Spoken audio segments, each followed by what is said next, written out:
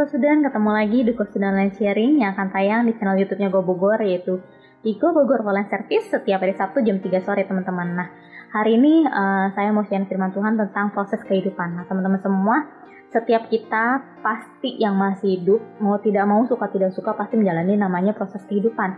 Dimana setiap masalah, ujian-ujian dari Tuhan itu pasti datang silih berganti di dalam hidup kita, teman-teman.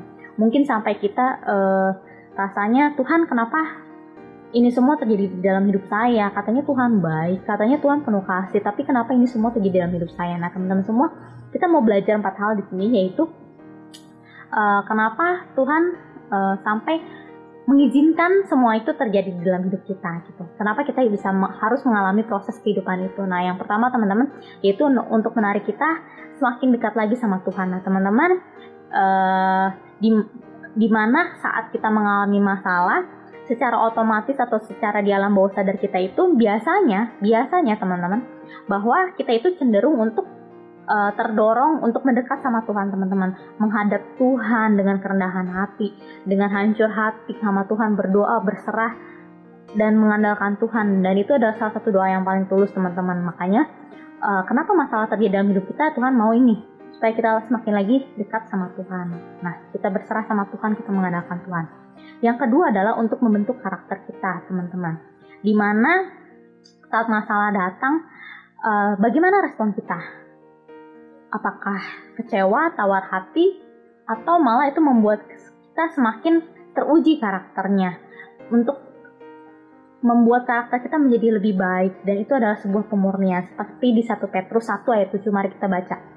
Maksud semuanya itu ialah untuk membuktikan kemurnian imanmu yang jauh lebih tinggi nilainya daripada emas yang fana yang diuji kemurniannya dengan api, sehingga kamu memperoleh puji-pujian dan kemuliaan dan kehormatan pada hari Yesus Kristus menyatakan dirinya. Nah, teman-teman, seperti di firman ini, bahwa itu ada suatu bentuk proses pemurnian hati kita, teman-teman. Yang ketiga, teman-teman, untuk melatih kita untuk meresponi kesulitan itu seperti Kristus. Apa sih respon Tuhan waktu menjalani kesulitan? Nah, yang pertama adalah ingat, rancangan Tuhan pasti adalah rancangan yang terindah, yang paling baik dalam hidup kita. Ada di Yeremia 29 ayat 11. Sebab aku ini mengetahui rancangan-rancangan apa yang ada padaku mengenai kamu. Demikianlah firman Tuhan, yaitu rancangan damai sejahtera dan bukan rancangan kecelakaan, untuk memberikan kepadamu hari depan yang penuh harapan. Nah, teman-teman, di mana Tuhan saat mengalami kesulitan, mengalami masalah, respon Tuhan adalah yang satu, tetap percaya bahwa rancangan Tuhan itu adalah rancangan yang terbaik. Yang kedua adalah senantiasa bersyukur, teman-teman, dalam keadaan apapun. Yang ketiga nih, Tuhan itu responnya gimana sih? Gak pernah menyerah, teman-teman. Ada di Ibrani 10 ayat 38. Mari kita baca yuk. Tetapi orangku yang benar akan hidup oleh iman. Dan apabila ia mengundurkan diri, maka aku tidak berkenan kepadanya. Nah, teman-teman semua, di sini Tuhan Yesus ajarkan bahwa kita jangan lari dari masalah, kita hadapin.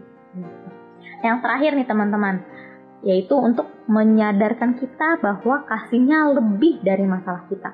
Ada di Roma 8 ayat 28. Kita tahu sekarang bahwa Allah turut bekerja dalam segala sesuatu untuk mendatangkan kebaikan bagi mereka yang mengasihi Dia, yaitu bagi mereka yang terpanggil sesuai dengan rencana Allah. Nah, teman-teman semua, kita ada sampai saat ini, kita bisa bertahan sampai saat ini, kita bisa melewati setiap proses demi proses, itu karena kasihnya Tuhan yang terjadi di dalam hidup kita, yang terrealisasi di dalam hidup kita, teman-teman. Nah, jadi teman-teman semua, kenapa sih kita harus mengalami proses kehidupan ini? Yang pertama adalah untuk menarik kita semakin dekat lagi sama Tuhan. Yang kedua, untuk membentuk karakter kita.